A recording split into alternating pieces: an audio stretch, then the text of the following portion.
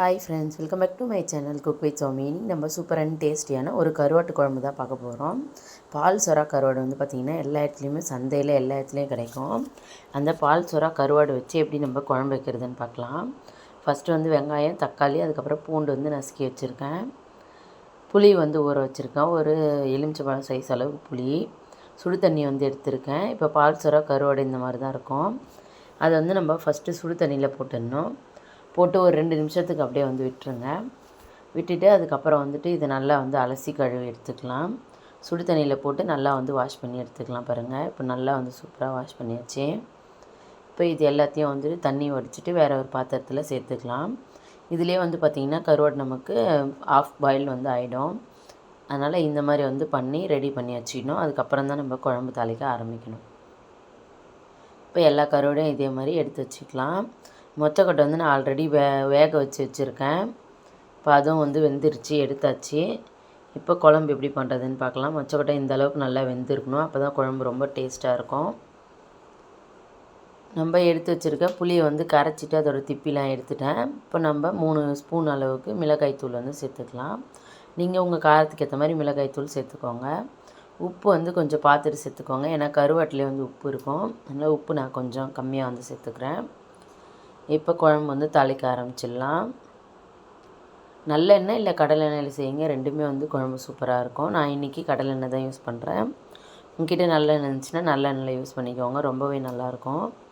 இப்போ கடுகு உளுந்து சேர்த்துக்கலாம். கடுகு உளுந்து நல்லா வந்துட்டு பொரிஞ்சு வரணும். பொரிஞ்சதுக்கப்புறம் கருவேப்பிலை சேர்த்துக்கலாம். இப்போ கருவேப்பிலை சேர்த்தாச்சு. கருவேப்பிலை நல்லா பொரிஞ்சு வந்துச்சு. இப்போ ஆனியன் வந்து சேர்த்துக்கலாம். ஆனியன் சேர்த்து நல்லா வந்து வதக்கி விட்டுருங்க.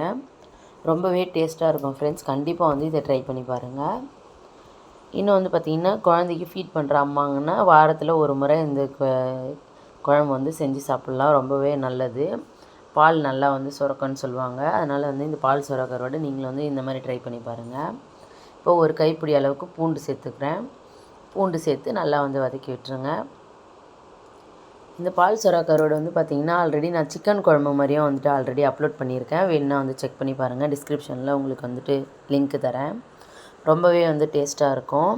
நம்ம சிக்கன் குழம்பு எப்படி வைப்போமோ அதே ஸ்டைலில் நம்ம இந்த பால் சொரா கருவாடை வந்து பண்ணலாம். ரொம்பவே நல்லாயிருக்கும். இப்போ மஞ்சள் தூள் சேர்த்து நல்லா வந்து வதக்கிட்டேன். இந்த அளவுக்கு நல்லா வந்து வதக்கி வரணும். நம்ம பூண்டு சேர்ந்ததுமே பார்த்திங்கன்னா அடி பிடிக்கிற மாதிரி ஆகும். அதனால் நல்லா வந்து எடுத்துக்கிட்டு இந்த மாதிரி நல்லா வந்து வதக்கி எடுத்துக்கோங்க. அப்போ தான் நமக்கு குழம்போட டேஸ்ட் வந்து சூப்பராக இருக்கும். நான் வந்து பார்த்திங்கன்னா பாதி சின்ன வெங்காயம், பாதி வந்து பெரிய வெங்காயம் சேர்த்துருக்கேன். முழுசாக கூட சின்ன வெங்காயம் சேர்க்கலாம், ரொம்பவே டேஸ்ட் நல்லாயிருக்கும். இப்போ தக்காளி வந்து சேர்த்துக்கலாம். தக்காளி சேர்த்து நல்லா வந்து வதக்கி விட்டுருங்க. வெங்காயம் தக்காளி எல்லாமே நல்லா வந்து வதங்கி வரணும். இப்போ பாருங்கள், நல்லா மேஷ் ஆகி தக்காளி வதங்கிடுச்சு. நம்ம போட்ட தக்காளியே தெரியல பாருங்கள், தோல் தனியாக தக்காளி தனியாக நல்லா வந்து வதங்கி வந்துடுச்சு. இந்த அளவுக்கு நல்லா வதங்கி வரணும், அப்போ தான் நம்மளோட குழம்பு டேஸ்ட் வந்து சூப்பராக இருக்கும் ஃப்ரெண்ட்ஸ். பாருங்கள், இந்த அளவுக்கு நல்லா வந்து வதக்கி எடுத்துக்கோங்க.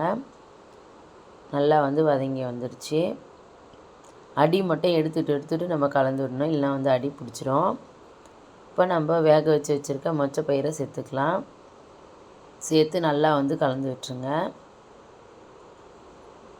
சேர்த்து நல்லாவே கலந்து விட்டுருங்க. வெங்காயம் தக்காளி பூண்டு எல்லாமே எல்லா பக்கமும் வந்து ஈவனாக வந்து ஸ்ப்ரெட் ஆகி வரணும். நல்லா வந்து கலந்து விட்டுகிட்டே இருக்கலாம் ஒரு 2 நிமிஷம். இப்போ நம்ம எடுத்து வச்சுருக்க புளி தண்ணி, மிளகாய்த்தூள், உப்பு சேர்த்துக்கலாம். இப்போ அந்த பாத்திரத்தில் கொஞ்சமாக வந்து தண்ணி சேர்த்து மிக்ஸ் பண்ணி அதுவும் வந்து ஊற்றிக்கலாம். அடியில் அப்படியே நின்றுச்சு பாருங்கள் மிளகாய்த்தூள். இப்போ அதையும் வந்துட்டு நம்ம தண்ணி கொஞ்சமாக சேர்த்துக்கலாம். இப்போ குழம்பு நல்லா வந்து நமக்கு கொதித்து வரணும். இப்போ நல்லா வந்து கலந்து விட்டுருங்க. இப்போ குழம்பு வந்து ஆல்மோஸ்ட் நமக்கு ரெடி ஆகிடுச்சு. இப்போ நல்லா வந்து குழம்பு வந்து கொதித்து நல்லா வற்றி வரணும், அது வரைக்கும் வெயிட் பண்ணலாம். இப்போ பாருங்கள், குழம்பு நல்லா கொதிக்க ஆரம்பிச்சிருச்சு. கடைசியாக தான் நம்ம வந்து கருவாடை போட்டு இறக்கணும், ஏன்னா நம்ம சுடு தண்ணியில் ஆல்ரெடி போட்டு எடுத்துகிட்ருக்கோம். அதனால் வந்து ஒரு 5 நிமிஷம் குக் ஆனாலே போதும். நம்ம மீன் குழம்புக்கெலாம் எப்படி பண்ணுவோமோ அதே மாதிரி மெத்தட் தான். மீன் எப்படி கடைசியாக நம்ம போட்டு இறக்குவோம் அதே மாதிரி தான் நம்ம கருவாடும் சேர்க்க போகிறோம். இப்போ குழம்பு சூப்பராக ரெடி ஆகிடுச்சு. இப்போ கருவாடை வந்து சேர்த்துக்கலாம். சேர்த்து ஒரு 5 நிமிஷம் நல்லா வந்து குக் ஆகட்டும். நல்லா வந்து கலந்து விட்டுருங்க. ஆல்ரெடி வந்து பாதி குக் ஆகிடுச்சு நமக்கு கருவாடு. இப்போ ஹாஃப் பாயில் ஆனால் போதும் நமக்கு. இப்போ நல்லா சிம்மில் வச்சுருங்க, அப்போ தான் நல்லா எண்ணெய் பிரிஞ்சு வரும். இப்போ பார்த்திங்கன்னா நல்லா கருவாடு வந்து ரெடி ஆகிடுச்சு. எவ்வளோ திக்காக இருக்குது பாருங்கள், இந்த அளவுக்கு நல்லா வந்து ரெடியாகி வரணும். நம்ம ஊற்றிருக்க எண்ணெய்லாம் வந்து பிரிஞ்சு இந்த அளவுக்கு வந்து நல்லா கெட்டியாக வரணும். இப்போ நல்லா வந்து கலந்து விட்டு அடுப்பு வந்து ஆஃப் பண்ணிக்கலாம். இப்போ வேறு ஒரு பாத்திரத்துக்கு மாற்றிக்கலாம்.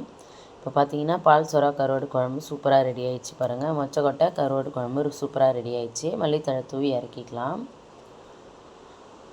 கருவாடு குழம்பு செஞ்சாச்சு. இப்போ சாப்பிட ஆரம்பிச்சிடலாம். தேங்க்ஸ் ஃபார் வாட்சிங். இன்னொரு சூப்பரான வீடியோவில் சந்திக்கலாம். Thank you, bye bye.